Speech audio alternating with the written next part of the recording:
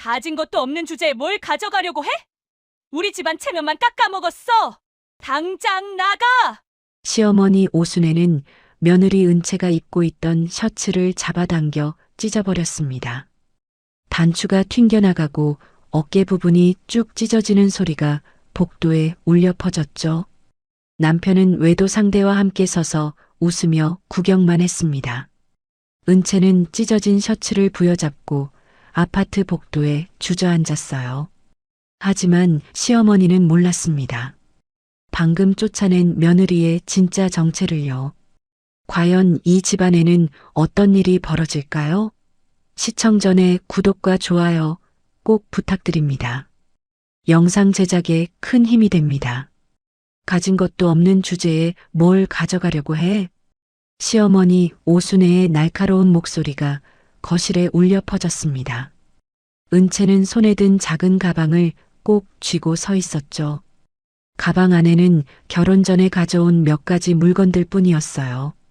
화장품 몇 개, 액자에 넣은 가족 사진, 그리고 대학 졸업장. 그게 전부였습니다. 더러운 것들 다 버리고 나가. 우리 집에 내 흔적 하나도 남기지 마. 순애는 거실 소파에 앉아 팔짱을 낀 채 은채를 노려봤어요. 옆에는 남편 강태준이 서 있었고 그 옆에는 태준의 외도 상대인 한유진이 팔짱을 끼고 붙어 있었습니다. 유진이는 입가에 미소를 머금고 은채를 바라봤죠. 승리자의 여유로운 표정이었어요. 은채는 현관 쪽으로 발걸음을 옮겼습니다. 3년 동안 살았던 집이었어요. 결혼 첫날 설레는 마음으로 들어왔던 그 집. 시어머니의 눈치를 보며 새벽같이 일어나 아침을 차렸던 그 집. 명절마다 친척들 수십 명의 음식을 혼자 준비했던 그 집. 이제 그 집을 나가야 했습니다. 잠깐. 순애가 벌떡 일어나 은채에게 다가왔어요. 날카로운 시선으로 은채를 위아래로 훑어봤습니다. 그 옷도 우리 돈으로 산 거 아니야? 벗어놓고 가. 은채는 자신이 입고 있던 흰색 셔츠를 내려다봤습니다. 결혼 2주년 기념일에 태준이 선물했던 셔츠였어요. 그날 태준은 이렇게 말했었죠. 당신한테 제일 잘 어울리는 색이야.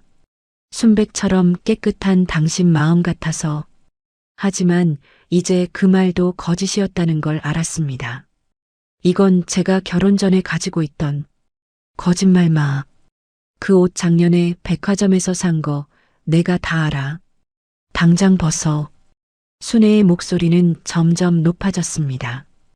은채는 고개를 저었어요. 시어머님, 이 셔츠는 정말 제 거예요. 그리고 설령 이 집에서 산 거라 해도. 순애의 얼굴이 붉게 달아올랐습니다. 그리고 순간적으로 은채의 셔츠 깃을 움켜잡았죠. 은채가 비틀거렸어요. 시어머님, 말 안 들으면 내가 벗겨줄 수밖에 없지. 찌잉 마이너스. 순애가 힘껏 잡아당기자 셔츠가 찢어지기 시작했습니다. 먼저 깃부분이 늘어나더니 어깨 솔기가 터졌어요. 단추 하나가 튕겨나가 바닥에 떨어졌습니다. 딸그락 소리를 내며 단추가 대리석 바닥을 굴러갔죠. 으악! 순애는 멈추지 않았습니다. 오른쪽 어깨 부분을 더 세게 잡아당겼어요. 쭉 마이너스 천이 찢어지는 소리가 거실에 울려 퍼졌습니다.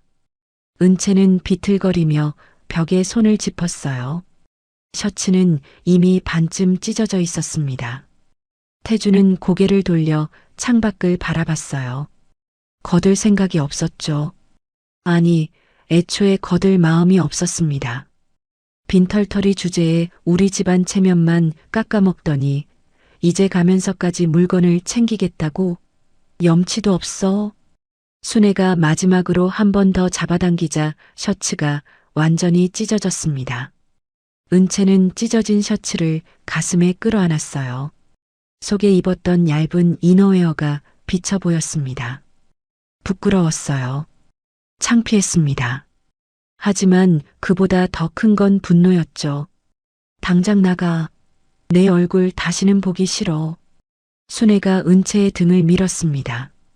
은채는 비틀거리며 현관으로 밀려났어요.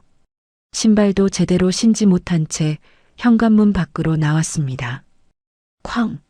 뒤에서 문이 닫히는 소리가 들렸죠. 은채는 복도에 서 있었습니다. 찢어진 셔츠를 붙들고 한 손에는 작은 가방을 들고 제대로 신지도 못한 신발을 질질 끌며 복도 저 끝에서 이웃 주민 한 명이 이쪽을 쳐다봤어요. 은채와 눈이 마주치자 황급히 고개를 돌리고 자기 집으로 들어갔습니다. 은채는 그 자리에 주저앉았습니다. 차가운 복도 바닥이 허벅지에 닿았어요. 찢어진 셔츠에서 단추 하나가 더 떨어져 나왔죠. 대굴대굴 굴러가는 단추를 바라보며 은채는 웃음이 나왔습니다. 허탈한 웃음이었어요. 저 여자 누구야? 왜 복도에 앉아 있어? 몰라. 근데 옷이 찢어진 거 봐. 무슨 일 있었나 봐. 이웃 주민 2명이 복도 반대편에서 수군거리는 소리가 들렸습니다. 은채는 고개를 더 숙였어요. 눈물이 날 것 같았지만 참았습니다. 울면 진 것 같았거든요. 은채는 떨리는 손으로 가방을 뒤졌습니다. 휴대폰을 꺼냈어요. 화면에는 금이 가 있었습니다. 지난주에 순애가 던진 리모컨에 맞아서 생긴 금이었죠. 은채는 몇 개월 동안 한 번도 누르지 않았던 번호를 찾았어요. 엄마. 그 이름을 보는 순간 눈물이 핑 돌았습니다. 은채는 통화 버튼을 눌렀어요. 신호음이 2번 울렸습니다. 여보세요? 낮고 차분한 목소리가 들렸습니다. 은채의 친정 엄마 백서윤이었어요. 어머니, 저예요. 은채야? 무슨 일이니? 목소리가 왜 그래? 서윤의 목소리에 긴장감이 실렸습니다. 3년 만에 처음 듣는 딸의 전화였거든요. 게다가 딸의 목소리는 떨리고 있었어요. 은채는 찢어진 셔츠를 내려다봤습니다. 복도 바닥에 흩어진 단추들을 봤어요. 그리고 방금 전 닫힌 현관문을 쳐다봤습니다. 저 문 안에서 지금쯤 순애와 태준과 유진이는 웃고 있을 거예요. 자신을 쫓아낸 것을 축하하면서 어머니. 은채의 목소리는 이제 떨리지 않았습니다. 오히려 차분하고 단단했죠. 회사 하나 문 닫게 해주세요. 뭐라고? 서윤이 되묻었습니다. 하지만 은채는 확신에 차 있었어요. 태준이 회사요. TK 산업. 문 닫게 해주세요. 전화기 너머로 잠시 침묵이 흘렀습니다. 그리고 서윤이 천천히 입을 열었어요. 알았다. 내가 원하는 대로 해주마. 은채는 전화를 끊었습니다. 그리고 천천히 일어섰어요. 찢어진 셔츠를 여미고 신발을 제대로 신었습니다. 복도에 떨어진 단추들을 줍지 않았어요. 그냥 그대로 두고 엘리베이터로 걸어갔습니다. 엘리베이터 문이 열렸습니다. 안에 있던 젊은 여자가 은채를 보고 깜짝 놀란 표정을 지었어요. 찢어진 옷을 보고 놀란 거였죠. 하지만 은채는 태연하게 엘리베이터에 올라탔습니다. 1층 버튼을 눌렀어요. 엘리베이터가 내려가는 동안 은채는 거울에 비친 자신의 모습을 봤습니다. 찢어진 셔츠, 흐트러진 머리, 창백한 얼굴. 하지만 눈빛만은 또렷했어요. 3년 전 결혼식 날이 떠올랐습니다. 그날 엄마 서윤이 은채의 손을 꼭 잡으며 말했었죠. 힘들면 언제든 말해. 엄마가 다 해결해 줄게. 하지만 은채는 고개를 저었었어요. 아니에요, 어머니. 전 제 힘으로 살고 싶어요. 친정 힘을 빌리지 않고 평범하게 살고 싶어요. 그래서 시댁 사람들에게 친정 이야기를 하지 않았습니다. 평범한 집안 출신이라고만 말했어요. 아버지는 일찍 돌아가셨고 어머니는 작은 사업을 한다고 얼버무렸습니다. 순애는 그 말을 믿었죠. 아니, 믿고 싶어 했어요. 며느리가 가진 게 없어야 무시하기 쉬우니까요. 엘리베이터가 1층에 도착했습니다. 문이 열리고 은채는 밖으로 나왔어요. 아파트 로비를 지나 정문으로 걸어갔습니다. 경비원이 인사를 건넸지만 은채는 대답하지 않았어요. 그냥 계속 걸었습니다. 아파트 정문을 나서자 차가운 바람이 불었습니다. 찢어진 셔츠 사이로 바람이 파고들었어요. 은채는 셔츠를 여미며 걸었습니다. 길 건너편에 세워진 검은색 세단이 보였죠. 차 문이 열렸습니다. 정장을 입은 중년 남자가 내렸어요. 백양그룹 기사님 한동민이었습니다. 사모님. 은채는 고개를 끄덕이고 차에 올라탔습니다. 동민이 문을 닫고 운전석에 앉았어요. 시동을 걸기 전에 백미러로 은채를 쳐다봤습니다. 어디로 모실까요? 친정이요. 알겠습니다. 차가 출발했습니다. 은채는 뒤를 돌아봤어요. 30층짜리 아파트가 점점 멀어졌습니다. 저 아파트에서 지금쯤 순애는 뭘 하고 있을까요? 아마 유진이와 함께 새 신부방을 꾸미는 이야기를 하고 있겠죠. 은채는 다시 앞을 봤습니다. 그리고 조용히 중얼거렸어요. 이제 시작이에요. 회장님, 급한 일이신가요? 비서실장 철민이 조심스럽게 물었습니다. 백양그룹 본사 회장실에서 백서윤은 창밖을 바라보고 있었어요. 서울 시내가 한눈에 내려다 보이는 50층 높이였습니다. 은채한테서 전화 왔어. 철민의 표정이 굳어졌습니다. 3년 만에 처음 듣는 따님의 전화라는 걸 알았거든요. 따님께서 뭐라고 하셨습니까? 회사 하나 문 닫게 해달래.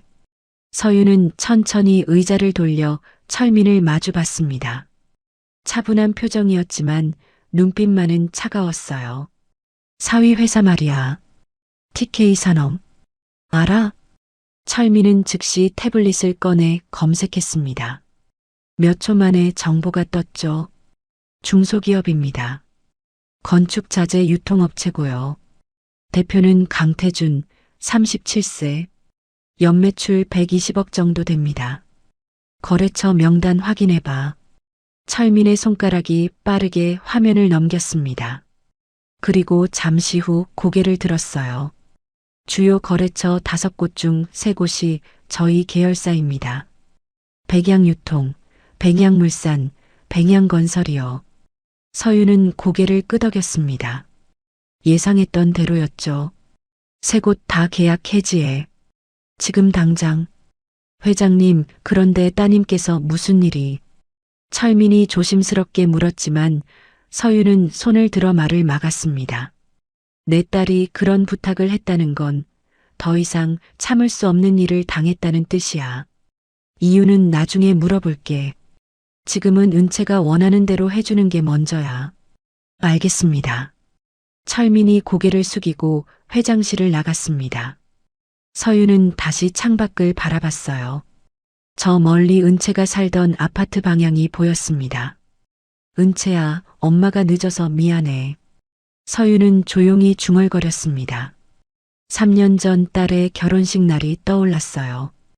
은채는 그날 이렇게 말했었죠. 어머니, 전 평범하게 살고 싶어요. 시댁 사람들한테 친정 이야기 안 할게요. 제 힘으로 행복해지고 싶어요. 서윤은 딸의 뜻을 존중했습니다. 하지만 가끔 걱정이 됐어요. 명절 때마다 연락이 뜸해지고 전화를 해도 목소리에 피곤함이 묻어났거든요. 그래도 참았습니다. 딸이 원하는 대로 살게 해주고 싶었으니까요. 하지만 오늘 전화를 받는 순간 알았습니다. 딸이 한계에 부딪혔다는 걸요. 30분 후 철민이 다시 회장실로 들어왔습니다. 회장님, 세계 계열사 구매팀장들한테 연락했습니다. 1시간 이내에 TK 산업과의 계약 해지 통보가 나갈 겁니다. 좋아. 그리고 은행 쪽도 확인해봐. TK 산업 대출 현황이랑 담보 상황. 이미 확인했습니다. 철민이 태블릿을 서윤에게 건넸습니다. 화면에는 TK 산업의 재무 상황이 떠 있었어요. 총 대출금 35억입니다. 담보는 대표 어머니 명의 아파트 하나가 전부고요. 대출 만기가 3개월 후입니다. 그럼 거래처 끊기면 바로 무너지겠네. 네. 매출의 70%가 저희 계열사에서 나오니까요. 자금 흐름이 끊기면 한 달도 못 버팁니다. 서유는 고개를 끄덕이고 태블릿을 돌려줬습니다. 은채는 지금 어디야? 비서실 차량으로 본사로 오고 있습니다. 30분 후 도착 예정입니다. 객실 준비해도. 은채 좋아하는 차도 준비하고. 알겠습니다. 철민이 나가고 서유는 다시 혼자 남았습니다. 책상 서랍을 열었어요. 안에는 은채의 어릴 적 사진이 들어 있었습니다. 초등학교 입학식 날 찍은 사진이었죠.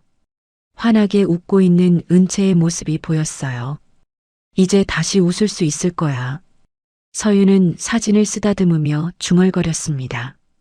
같은 시각 TK 산업 사무실에서는 태준이 직원들과 회의를 하고 있었습니다. 이번 달 매출이 작년 대비 15% 증가했습니다. 특히 백양건설 쪽 물량이 많이 늘었고요. 좋아. 다음 달 목표는 20% 증가로 잡았습니다. 백양물산하고도 신규 계약이 성사될 것 같고요. 태주는 만족스럽게 고개를 끄덕였습니다. 회사가 잘 굴러가고 있었어요. 이대로만 가면 내년에는 매출 200억도 가능할 것 같았죠. 회의를 마치고 태주는 사무실로 돌아왔습니다. 책상에 앉아 휴대폰을 확인했어요. 유진이한테서 문자가 와 있었습니다. 오빠, 오늘 저녁에 신혼집 보러 갈까요?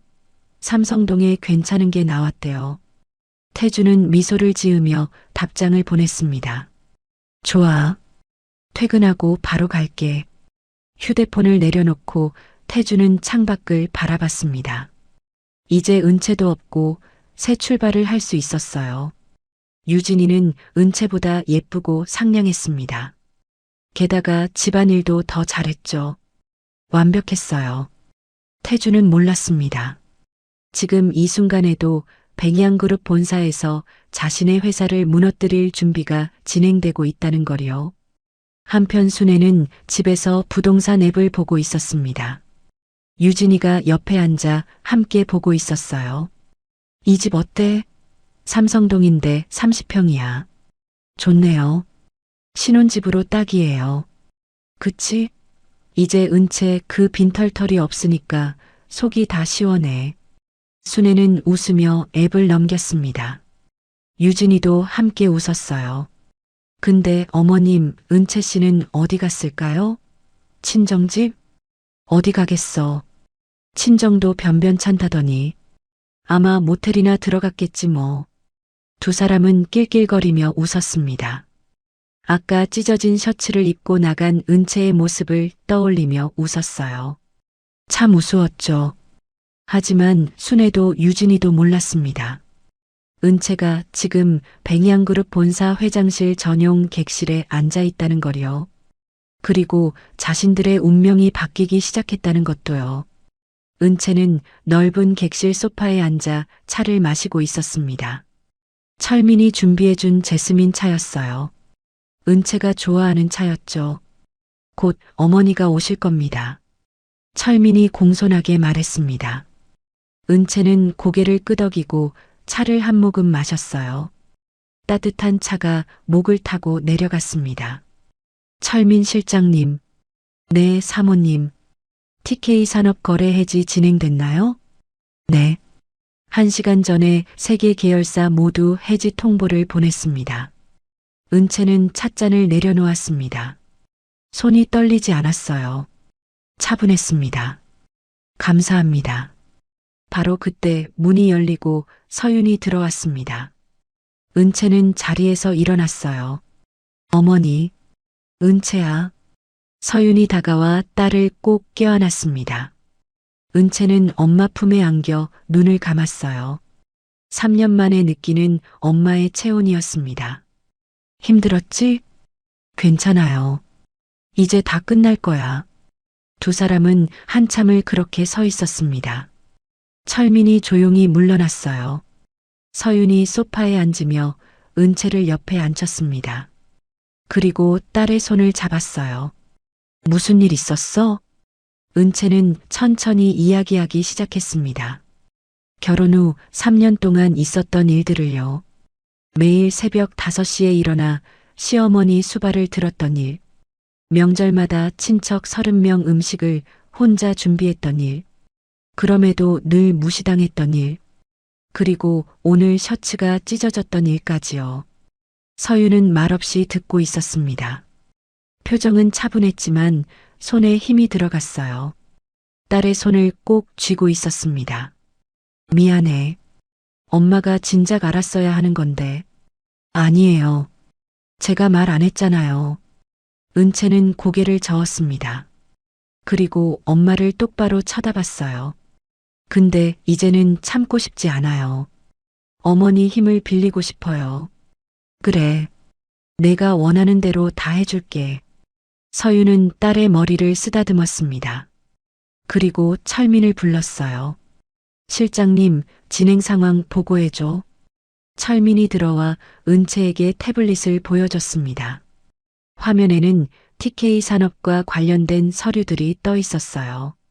세계 계열사의 계약 해지 통보가 모두 발송됐습니다. 내일 아침이면 TK 산업 측에서 확인할 겁니다.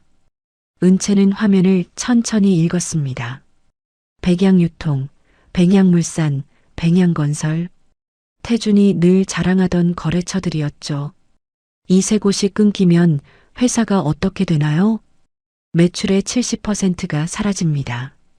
자금 흐름이 막히면 한 달 안에 직원 월급도 못 줄 겁니다.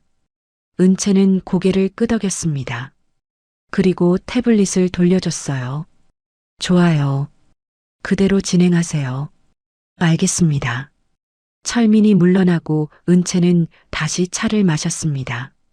서윤이 딸을 바라봤어요. 후회 안 해? 아니요. 제 셔츠를 찢던 그 순간부터 이미 끝이었어요. 은채의 목소리는 단호했습니다. 서윤은 딸이 자랑스러웠어요. 3년 동안 힘들게 살았지만 결국 강하게 자랐구나 싶었습니다. 오늘은 여기서 자. 내일 변호사 선임해서 이혼 준비하자. 네, 어머니. 은채는 창밖을 바라봤습니다. 저 멀리 태준의 회사가 있는 방향이 보였어요. 지금쯤 태준은 유진이와 함께 신혼집을 알아보고 있겠죠. 하지만 내일이면 모든 게 달라질 겁니다. 은채는 찻잔을 들고 조용히 미소 지었어요. 다음 날 아침 9시 TK 산업 사무실에 긴장감이 돌았습니다. 대표님, 큰일 났습니다. 영업팀장 박현수가 태준의 사무실로 뛰어들어왔어요. 얼굴이 하얗게 질려 있었습니다. 왜 그래? 무슨 일인데? 백양유통에서 계약 해지 통보가 왔습니다. 태준은 자리에서 벌떡 일어났습니다. 뭐? 갑자기 왜? 이유는 안 알려줬습니다. 그냥 일방적으로 해지 통보만 보냈어요. 태준은 책상 위 서류를 집어들었습니다. 백양유통과의 계약서였어요. 월 평균 10억 규모의 거래였죠. 당장 연락해봐. 뭐가 문제인지 확인하고. 이미 했는데요. 구매팀장이 전화를 안 받습니다. 뭐? 태준이 직접 휴대폰을 꺼냈습니다. 백양유통 구매팀장 번호로 전화를 걸었어요. 신호음이 울렸지만 받지 않았습니다. 이상하네. 어제까지만 해도 멀쩡했는데. 바로 그때 현수의 휴대폰이 울렸습니다. 확인하더니 얼굴이 더 창백해졌어요. 대표님, 백양물산에서도 해지 통보가 왔습니다. 뭐라고? 태준의 목소리가 높아졌습니다. 백양물산은 월 8억 규모 거래처였어요. 이것도 일방적 통보입니다. 이유도 안 알려주고요. 태준은 사무실을 왔다 갔다 걸었습니다. 뭔가 이상했어요. 하루 사이에 두 곳이나 계약을 해지한다는 게 말이 안 됐죠. 백양건설은? 현수가 황급히 전화를 걸었습니다. 그리고 몇 마디 나누더니 휴대폰을 내렸어요. 거기도 해지 검토 중이랍니다. 젠장. 태주는 책상을 쳤습니다. 백양건설까지 끊기면 월 매출의 70%가 날아가는 거였어요. 도대체 왜 이러는 거야? 우리가 뭘 잘못했어? 모르겠습니다. 어제까지만 해도 다들 만족해 했는데요. 태주는 의자에 주저앉았습니다. 머릿속이 복잡했어요. 이유를 알 수 없는 계약 해지. 게다가 하필 백양 계열사 세 곳이 동시에요. 대표님? 현수가 걱정스럽게 태준을 쳐다봤습니다.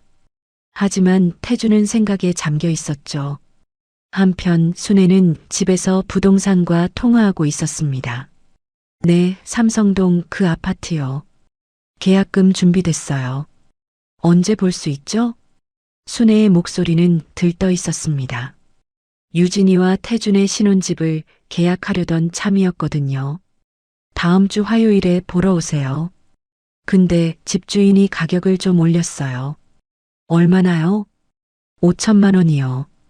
뭐, 갑자기 왜? 시세가 올랐대요. 어쩔 수 없다는데요. 순애는 미간을 찌푸렸습니다. 하지만 마음에 드는 집이었어요. 알겠어요. 그래도 볼게요. 전화를 끊고 순애는 유진이에게 전화를 걸었습니다. 유진아, 그 집 가격이 좀 올랐대. 5천 더 내야 할 것 같아. 괜찮아요, 어머님. 태준 오빠 회사 잘 돼가고 있으니까요.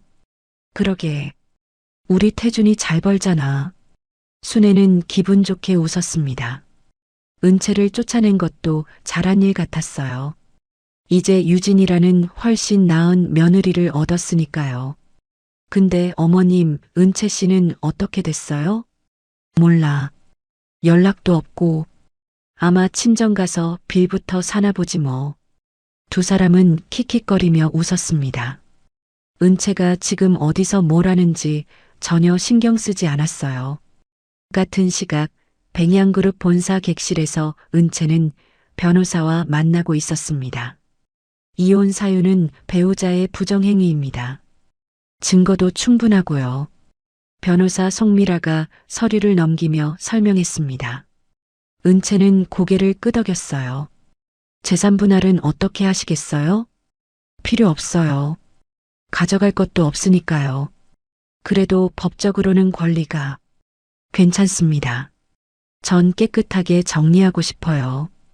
미라는 은채를 쳐다봤습니다. 보통 이혼 소송에서는 재산 분할을 놓고 치열하게 싸우는데 은채는 달랐어요.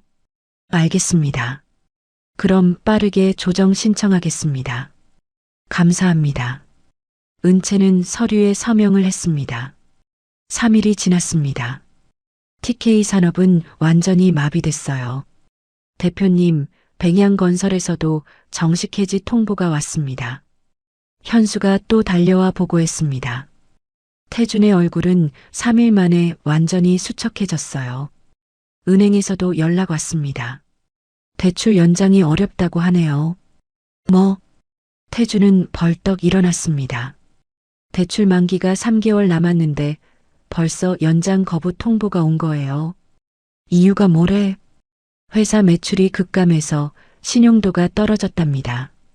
젠장. 태준은 사무실을 빙빙 돌았습니다. 거래처가 끊기고 은행이 등을 돌리고 회사는 무너지기 시작했어요. 대표님, 이대로 가면 다음 달 월급도 못 줍니다. 현수의 목소리는 떨리고 있었습니다. 태준은 창밖을 바라봤어요. 누가 이러는 거야? 도대체 누가? 그 순간 태준의 휴대폰이 울렸습니다. 순애였어요.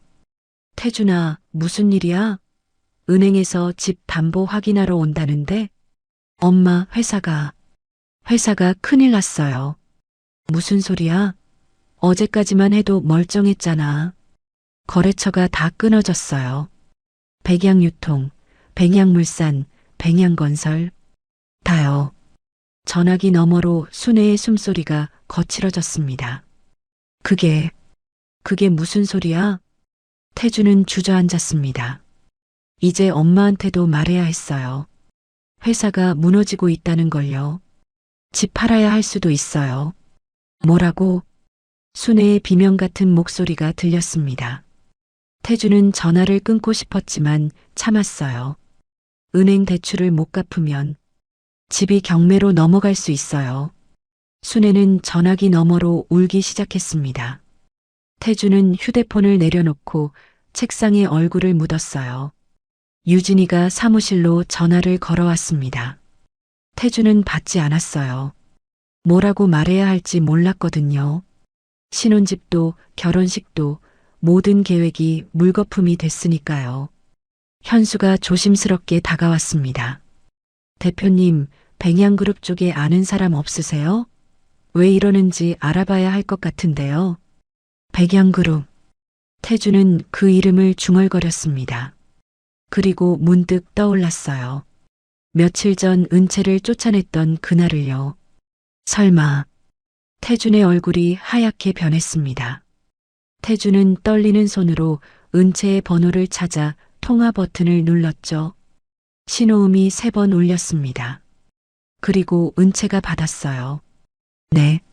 여보세요. 차갑고 간결한 대답이었습니다. 태준은 목이 메었어요. 나야. 태준이야. 알아요. 은채의 목소리는 감정이 없었습니다. 태준은 말을 이어갔어요. 지금 시간 좀 있어? 만나서 얘기 좀 하자. 무슨 얘기요? 회사 일이야. 갑자기 거래처들이 다 계약을 해지했거든.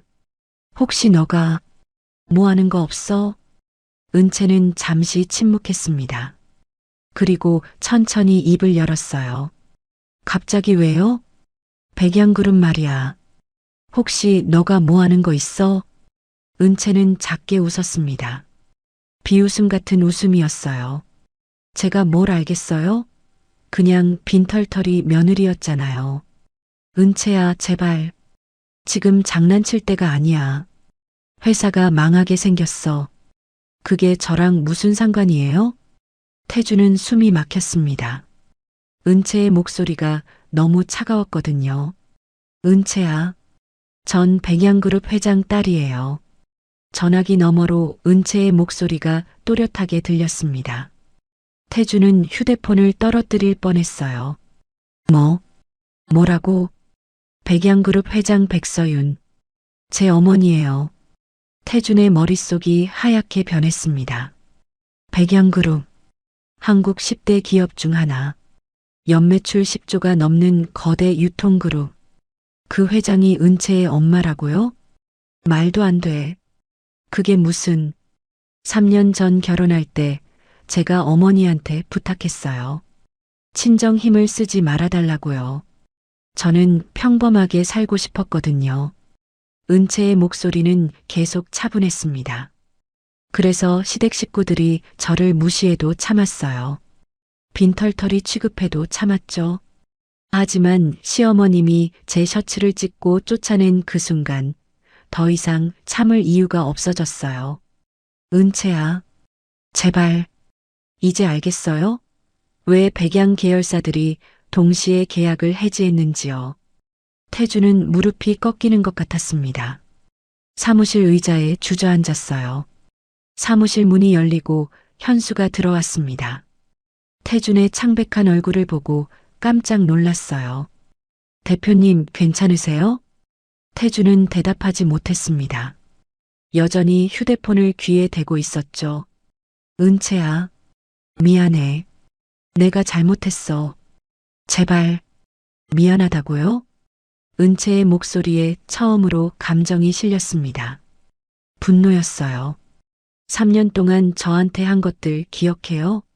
시어머니가 저를 하인 취급할 때 옆에서 웃고만 있었죠. 명절마다 친척 30명 음식을 혼자 하라고 했고요. 그러면서 유진이는 집에 데려와서 엄마 앞에서 웃었잖아요. 태주는 아무 말도 할 수 없었습니다. 그리고 시어머니가 제 셔츠를 찢을 때도 그냥 구경만 했죠. 그게 미안하다는 말로 끝날 일이에요? 은채야, 전 이제 이혼 소송 준비하고 있어요. 변호사가 곧 연락할 거예요. 잠깐, 은채야. 태준이 소리쳤지만 이미 전화는 끊겨 있었습니다. 태준은 휴대폰을 내려놓았습니다. 손이 떨렸어요. 현수가 조심스럽게 물었습니다. 대표님, 무슨 일이세요? 은채가 백양그룹 회장 딸이래. 네. 현수는 귀를 의심했습니다. 태준은 고개를 떨구고 중얼거렸어요. 우리가 백양그룹 회장 딸을 쫓아냈어. 현수의 얼굴도 하얗게 변했습니다. 회사가 왜 무너지고 있는지 이제 알 것 같았어요. 그럼 지금 이 상황이 다 장모님이 한 거야. 계약 해지도 은행 압박도 전부. 태준은 책상에 머리를 박았습니다. 이제 모든 게 이해됐어요. 왜 하필 백양 계열사만 계약을 해지했는지. 대표님, 그럼 지금 가서 사과하시는 게 소용없어? 은채 목소리 들었어? 완전히 끝났어. 태준은 절망에 빠졌습니다. 같은 시각 순애가 집에 있을 때 유진이한테서 전화가 왔습니다. 순애는 받기 싫었지만 받았어요. 어머님, 태준 오빠가 전화를 안 받아요. 무슨 일 있어요? 유진아, 우리 집 좀 큰일 났어. 무슨 일인데요? 순애는 한숨을 쉬고 설명하기 시작했습니다. 회사가 무너지고 있다는 것, 집을 팔아야 할 수도 있다는 것, 결혼 계획을 미뤄야 할 것 같다는 것. 전화기 너머로 유진이의 숨소리가 들렸습니다. 긴 침묵이 흘렀어요. 유진아, 듣고 있어?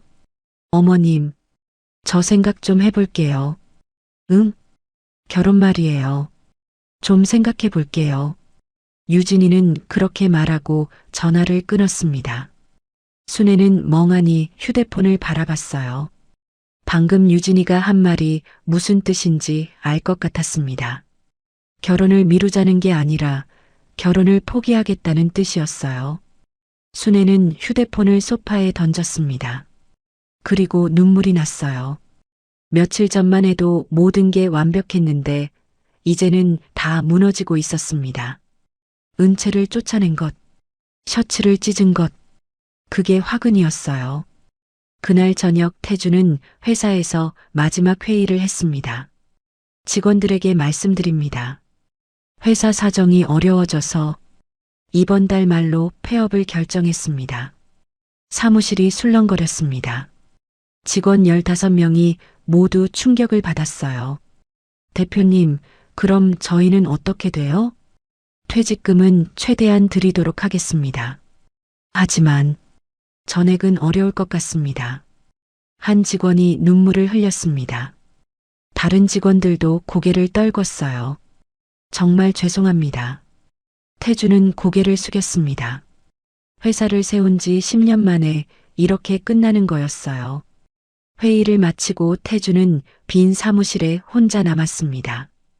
태준은 사무실 불을 껐습니다. 그리고 마지막으로 사무실을 둘러봤어요. 10년 동안 일했던 곳, 이제 다시는 못 올 곳. 문을 닫고 나오며 태준은 중얼거렸습니다. 은채야, 정말 미안해.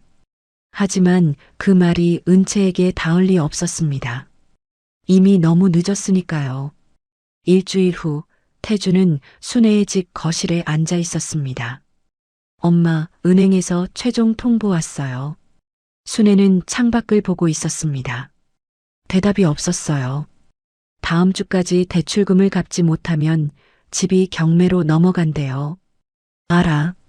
순애의 목소리는 풀이 죽어 있었습니다. 일주일 사이에 10년은 늙은 것 같았어요. 유진이한테는 연락했어?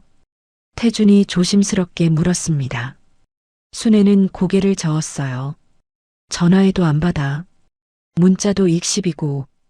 태준은 한숨을 쉬었습니다. 예상했던 일이었어요.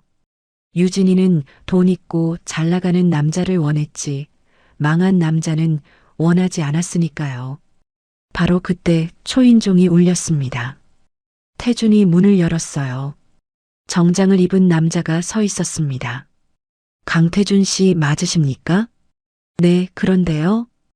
이혼 조정 신청서입니다. 수령 확인 부탁드립니다. 남자는 서류 봉투를 건넸습니다. 태주는 멍하니 받았어요. 법원에서 나왔습니다. 날짜 확인하시고 출석해 주세요. 남자는 그렇게 말하고 가버렸습니다. 태주는 봉투를 들고 거실로 돌아왔어요. 뭐래? 순애가 물었습니다. 태주는 봉투를 뜯었어요. 안에는 이혼 조정 신청서가 들어 있었습니다. 은채가 이혼 신청했어요. 순애는 자리에서 일어났습니다. 서류를 빼앗아 읽기 시작했어요. 배우자의 부정행위를 이유로 한 이혼 청구, 재산분할 청구 없음. 순애의 손이 떨렸습니다. 재산분할을 청구하지 않는다는 건 은채가 아무것도 원하지 않는다는 뜻이었어요. 그냥 깨끗하게 끝내고 싶다는 거였죠. 엄마, 우리가 진짜 잘못한 것 같아요. 지금 와서 무슨... 순애는 말을 잇지 못했습니다. 태준이 서류를 다시 가져갔어요. 은채 전화번호 알아? 다시 한번 통화해 볼게. 소용없어. 이미 끝났어. 그래도 시도는 해봐야죠. 태준은 휴대폰을 꺼냈습니다. 은채의 번호로 전화를 걸었어요. 신호음이 울렸습니다. 여보세요. 은채가 받았습니다. 태준은 숨을 깊이 들이쉬었어요. 나야. 서류 받았어. 네. 은채의 대답은 간결했습니다. 우리 한 번만 만나서 얘기하자. 제발. 할 얘기 없어요. 은채야, 나 진심으로 미안해. 내가 정말 잘못했어. 전화기 너머로 은채의 한숨소리가 들렸습니다. 태준 씨, 사과는 받았어요. 근데 그걸로 뭐가 달라져요? 달라질 수 있어. 우리 다시요? 은채의 목소리에 비웃음이 섞였습니다. 3년 동안 저한테 한 것들 다 잊고 다시 시작하자고요? 시어머니가 저를 하인 취급한 것도?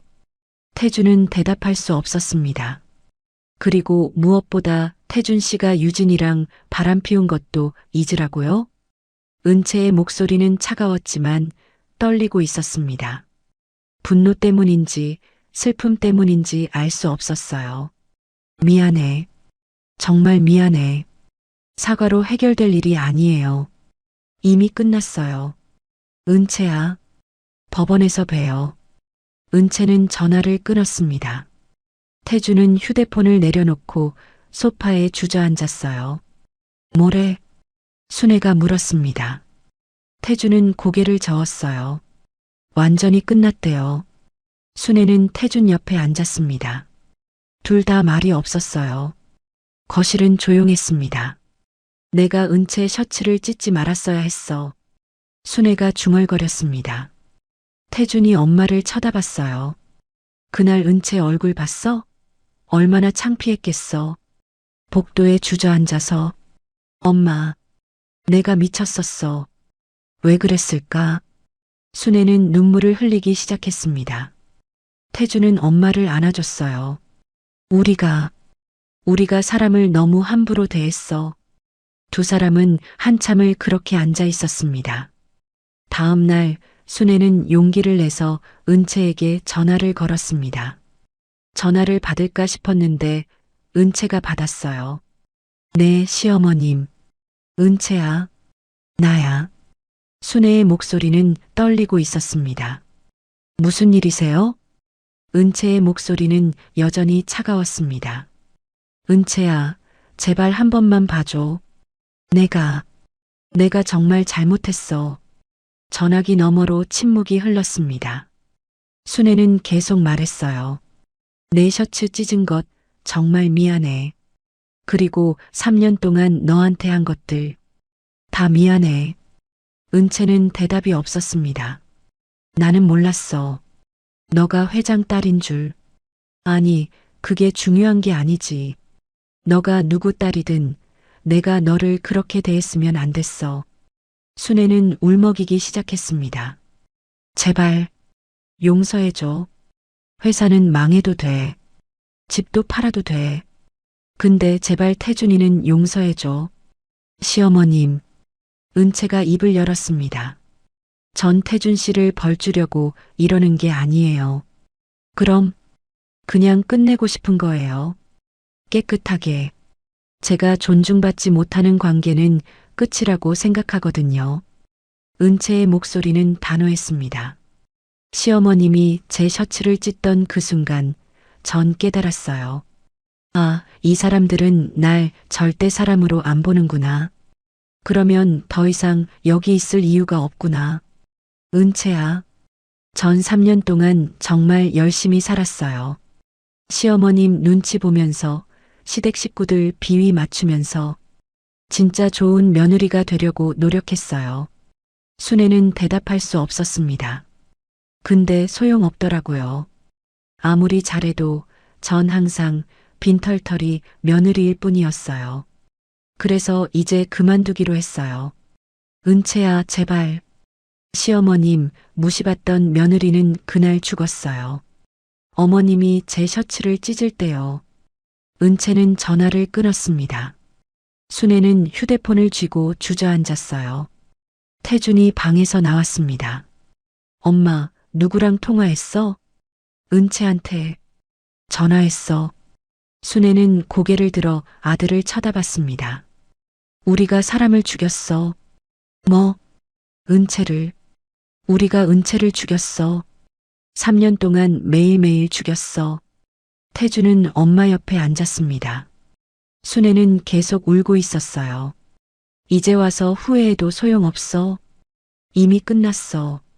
두 사람은 말없이 앉아 있었습니다. 빈 거실에는 울음소리만 울려 퍼졌어요.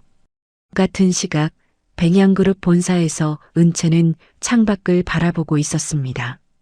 방금 순애와의 통화를 끝낸 참이었어요. 괜찮아? 네, 괜찮아요. 은채는 고개를 끄덕였습니다. 하지만 눈가가 붉어져 있었어요. 울었니? 아니요. 괜찮아요.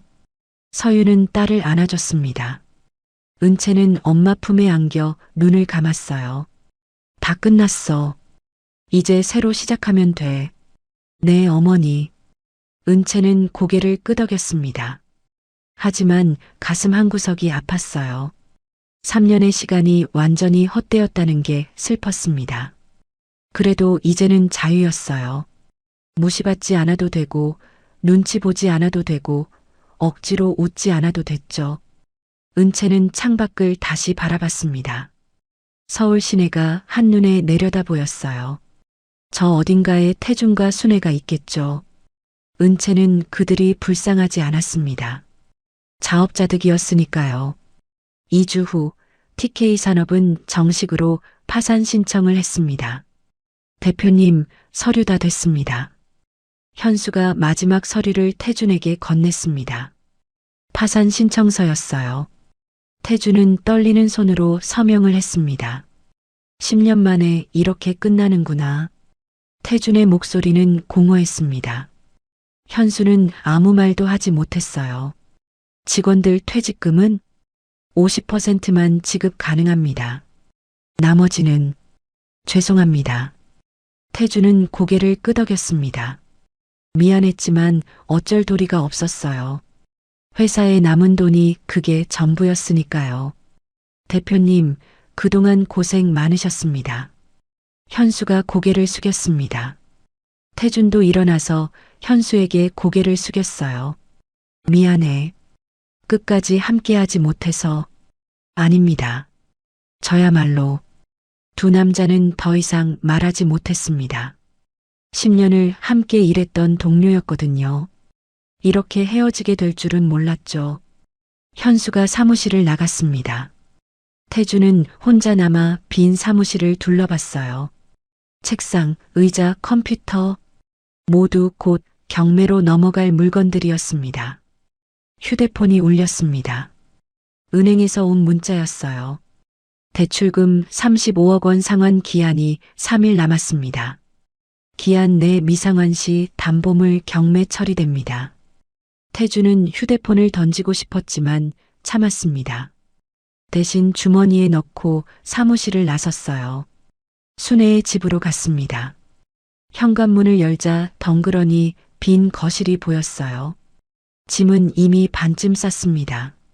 엄마, 부엌에서 순애가 나왔습니다. 3주 만에 완전히 늙어 보였어요. 머리는 반백이 됐고 얼굴에는 주름이 깊게 팼습니다. 왔니? 네. 회사 파산 신청했어요. 순애는 고개를 끄덕였습니다. 예상했던 일이었어요. 집은 다음 주 월요일에 경매 넘어가요. 그 전에 나가야 해요. 어디로 가지? 고시원이라도 알아봐야죠. 뭐? 태준의 목소리는 무기력했습니다. 순애는 소파에 앉았어요. 유진이한테는 연락했어? 태준은 고개를 저었습니다. 연락해도 소용없어요. 이미 다른 남자 만난다는 소문 들었어요. 순애는 한숨을 쉬었습니다. 예상했던 일이었지만 막상 들으니 허탈했어요. 그래, 그 애도 살아야 하니까. 두 사람은 말없이 앉아 있었습니다. 텔레비전도 켜지 않은 거실은 조용했어요. 엄마, 은채한테 미안해요. 태준이 갑자기 말했습니다. 순애가 아들을 쳐다봤어요. 나도 미안해. 은채한테도 미안하고 너한테도 미안해. 내가 은채를 그렇게 대하지 않았으면 다 소용없어요. 이미 끝났는걸요. 태준은 창밖을 바라봤습니다. 해가 지고 있었어요. 며칠 후 유진이는 새로운 남자를 만나고 있었습니다. 강남의 고급 레스토랑에서였어요. 유진 씨, 이번 주말에 제주도 갈까요? 좋아요, 오빠. 유진이는 환하게 웃었습니다. 새 남자는 대기업 부장이었어요. 태준보다 나이는 많았지만 돈은 훨씬 많았죠. 참, 전 남자친구랑은 정리됐어요? 네, 완전히요. 걱정 마세요. 유진이는 거짓말을 했습니다. 태준과는 제대로 끝내지도 않았거든요. 그냥 연락을 끊었을 뿐이었죠. 그래요? 다행이네요. 남자는 만족스럽게 웃었습니다. 유진이도 웃었어요. 태준 생각은 이미 머릿속에서 지워졌습니다. 같은 시각 태준은 원룸을 알아보고 있었습니다. 부동산 중개인과 함께 좁은 방을 둘러봤어요. 보증금 500에 월세 40입니다. 어떠세요? 좁네요. 혼자 사시기엔 충분하죠. 요즘 이 가격에 이 정도 나오기도 힘듭니다. 태준은 한숨을 쉬었습니다. 27평 아파트에서 살다가 이제 5평짜리 원룸으로 이사를 가야 하는 거였어요. 여기로 할게요. 좋습니다. 계약서 준비하죠. 태준은 창밖을 바라봤습니다. 좁은 창문으로 건물 벽만 보였어요. 하늘도 제대로 보이지 않았습니다. 며칠 후 순애는 짐을 싸고 있었습니다. 30년 동안 살았던 집을 떠나는 거였어요. 이웃 아줌마가 인사하러 왔습니다. 이사 가신다며요? 어디로 가세요? 고시원이요. 네, 고시원이요? 이웃은 믿을 수 없다는 표정을 지었습니다. 순애는 쓴웃음을 지었어요. 집안 사정이 어려워져서요. 그래도 고시원은 너무하신 거 아니에요? 어쩔 수 없어요. 이웃은 더 이상 묻지 않았습니다. 어색하게 웃으며 돌아갔어요. 순애는 다시 짐을 쌌습니다. 태준이 짐을 실으러 왔습니다. 트럭을 빌렸어요. 둘이서 짐을 날랐습니다. 엄마, 이것도 가져가요? 태준이 액자를 들고 물었습니다. 가족 사진이 들어있는 액자였어요. 태준의 결혼식 사진이었죠. 은채와 함께 찍은 사진. 버려. 순애는 고개를 돌렸습니다. 그 사진을 보고 싶지 않았어요.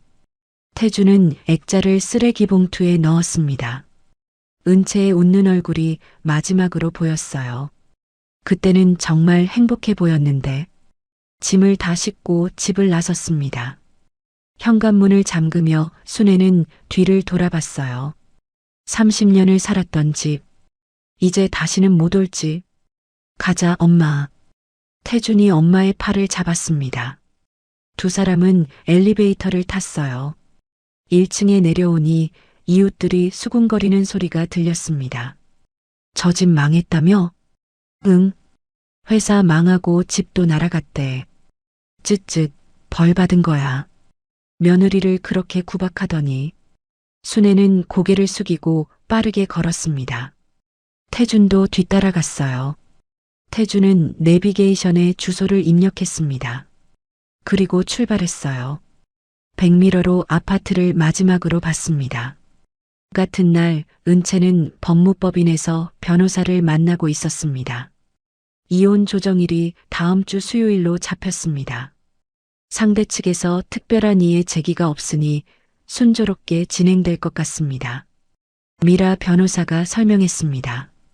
은채는 고개를 끄덕였어요. 재산 분할이나 위자료는 정말 청구 안 하실 거예요? 네. 깨끗하게 끝내고 싶어요. 알겠습니다. 그럼 다음 주에 뵙겠습니다. 은채는 법무법인을 나섰습니다. 차가 기다리고 있었어요. 철민이 문을 열어줬습니다. 사모님, 본사로 가시겠습니까? 네. 차가 출발했습니다. 은채는 창밖을 바라봤어요. 서울거리가 지나갔습니다. 차는 백양그룹 본사로 향했습니다. 일주일 후 법원 조정실에서 은채와 태준이 마주 앉았습니다. 태준은 3주 만에 완전히 달라져 있었어요. 수척하고 지쳐 보였습니다.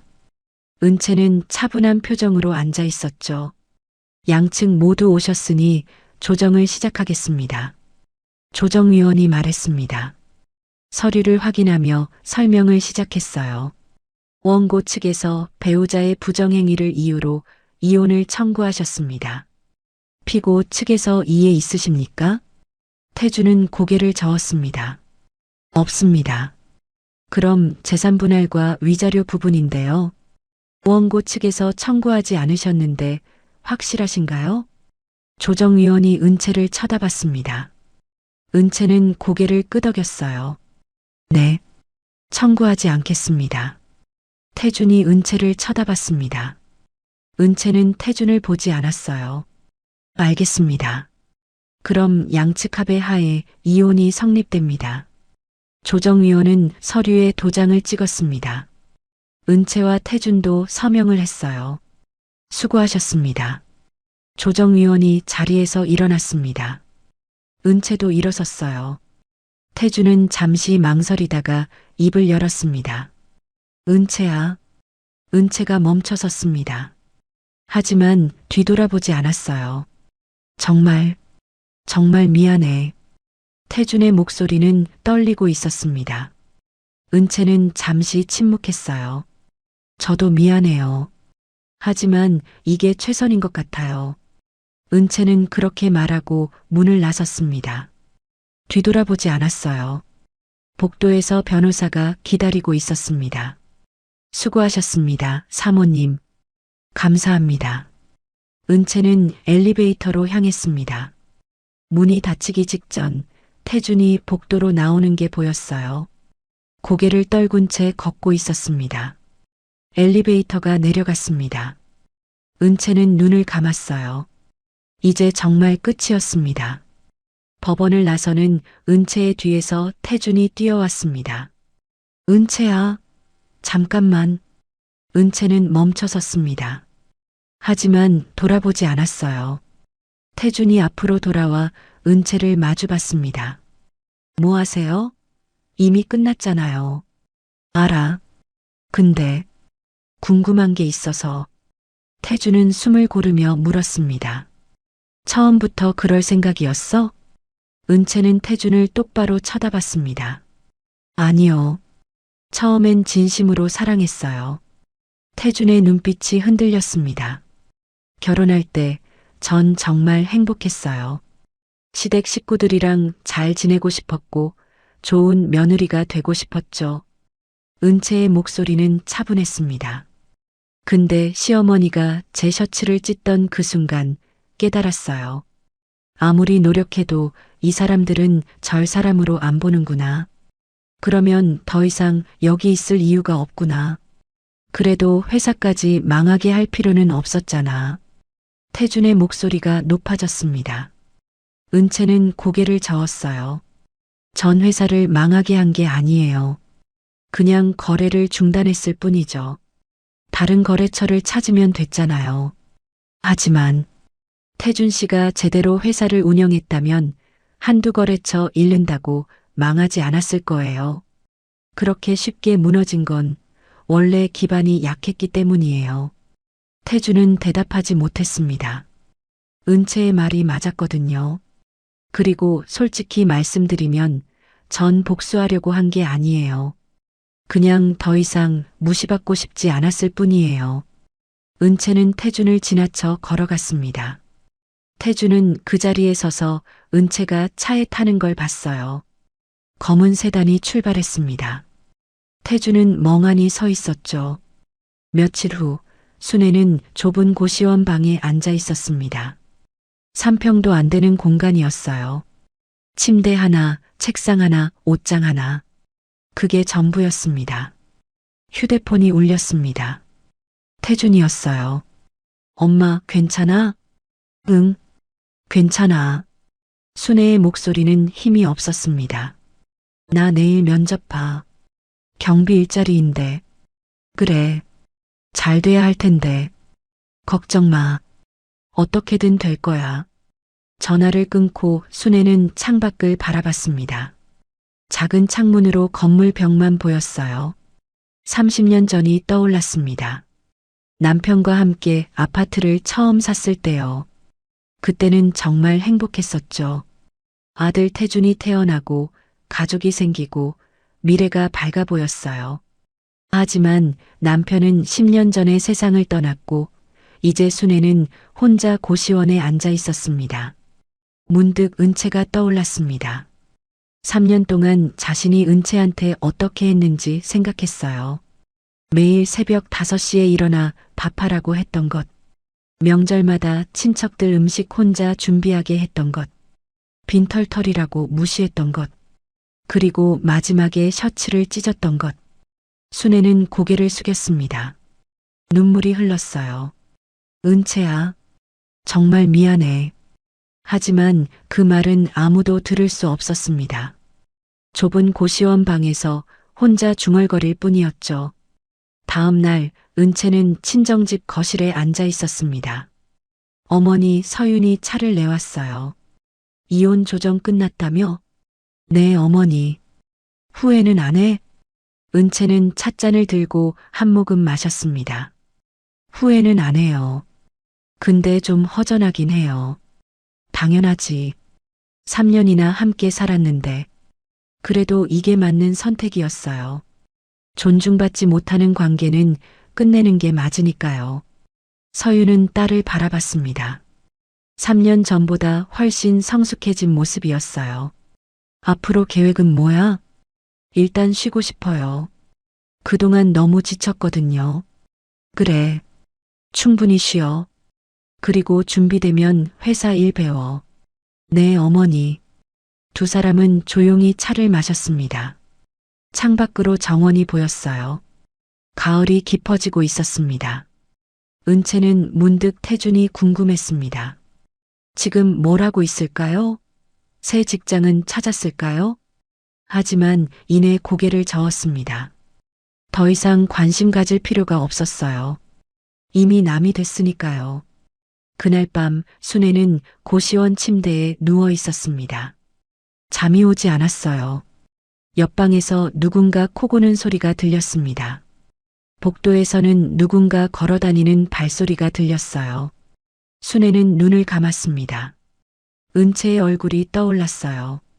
결혼식 날 환하게 웃던 얼굴, 명절에 지쳐서 부엌에 앉아있던 얼굴, 그리고 셔츠가 찢어진 채 복도에 주저앉아 있던 얼굴. 미안해. 정말 미안해. 순애는 이불을 뒤집어 쓰고 눈물을 흘렸습니다. 하지만 아무도 들을 수 없었어요. 6개월이 지났습니다. 백양그룹 본사 대강당에 사람들이 모여 있었습니다. 임원회의가 열리는 날이었어요.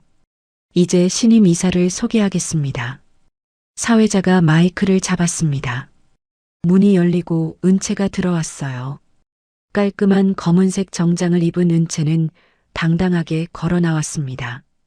6개월 전과는 완전히 다른 모습이었죠. 백은채 이사입니다. 박수 소리가 울려 퍼졌습니다. 은채는 단상에 올라가 마이크 앞에 섰어요. 안녕하십니까? 백은채입니다. 은채의 목소리는 또렷했습니다. 앞으로 유통사업본부를 맡게 됐습니다. 부족하지만 열심히 하겠습니다.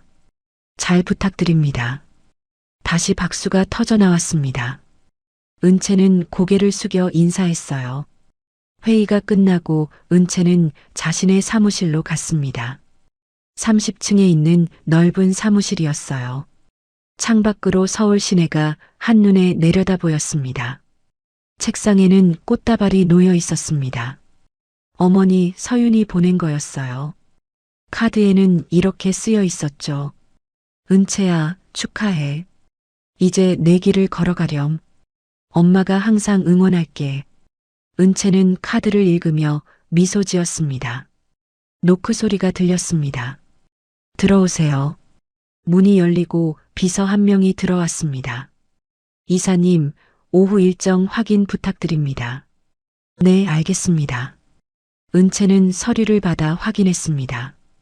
거래처 미팅, 사업 보고, 임원 회의. 빼곡한 일정이었어요. 오후가 되자 어머니 서윤이 은채의 사무실로 찾아왔습니다. 첫날은 어때? 정신없어요. 배울 게 너무 많아요.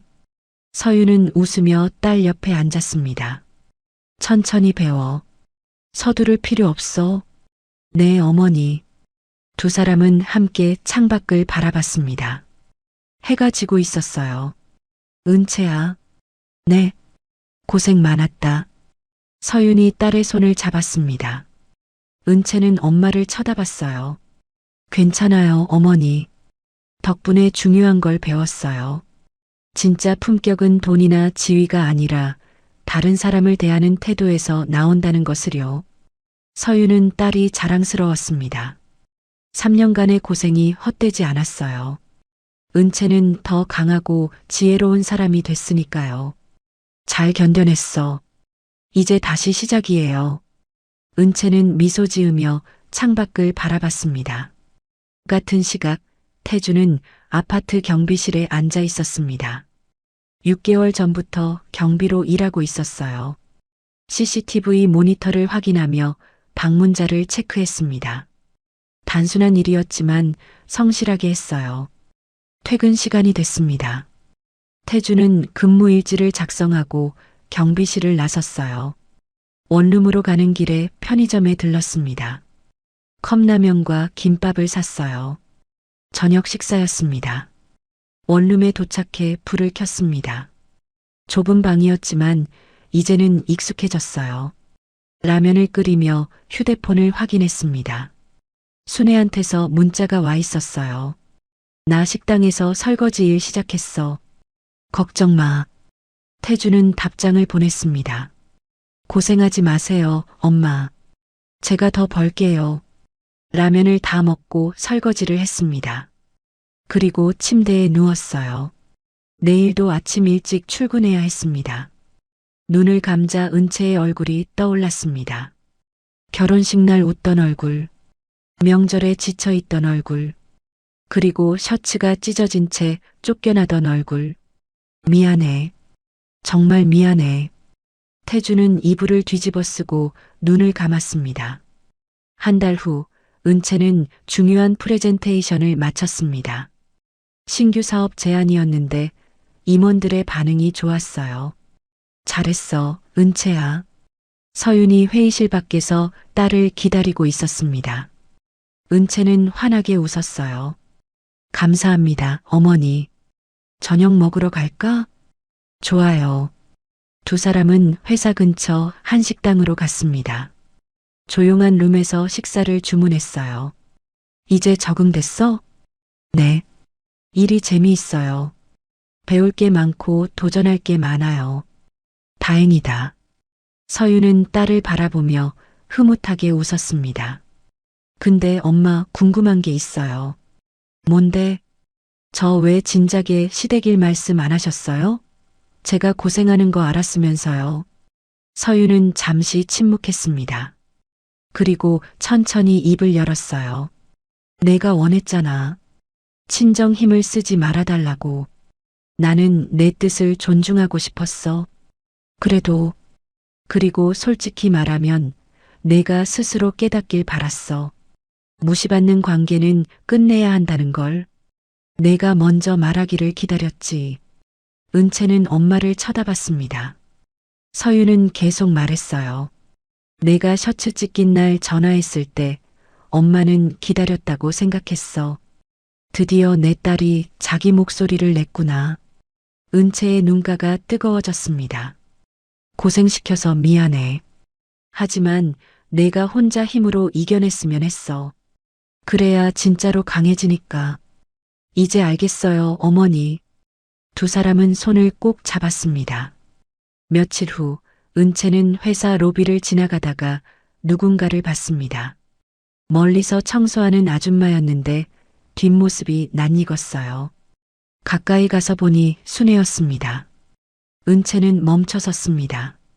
순애는 바닥을 닦느라 은채를 보지 못했어요. 6개월 만에 보는 순애는 완전히 달라져 있었습니다. 늙고 수척해진 모습이었어요. 은채는 그냥 지나가려다가 멈춰섰습니다. 그리고 천천히 다가갔어요. 시어머님. 순애가 고개를 들었습니다. 은채를 보고 깜짝 놀랐어요. 은채야? 안녕하세요. 두 사람은 로비 한 구석으로 갔습니다. 순애는 고개를 숙이고 있었어요. 여기서 일하세요? 응. 한 달 전부터. 은채는 아무 말도 하지 않았습니다. 순애가 먼저 입을 열었어요. 은채야, 정말 미안해. 내가 너무 잘못했어. 괜찮아요. 아니야. 괜찮지 않아. 내가 너한테 한 짓들. 정말 미안해. 순애는 눈물을 흘렸습니다. 은채는 순애를 쳐다봤어요. 시어머님, 이제 다 지난 일이에요. 서로 새로운 인생 사는 거죠. 은채야, 저 이제 가봐야 해요. 건강하세요. 은채는 그렇게 말하고 돌아섰습니다. 순애를 뒤로 하고 엘리베이터로 걸어갔어요. 엘리베이터에 타며 은채는 뒤를 돌아봤습니다. 순애는 다시 바닥을 닦고 있었어요.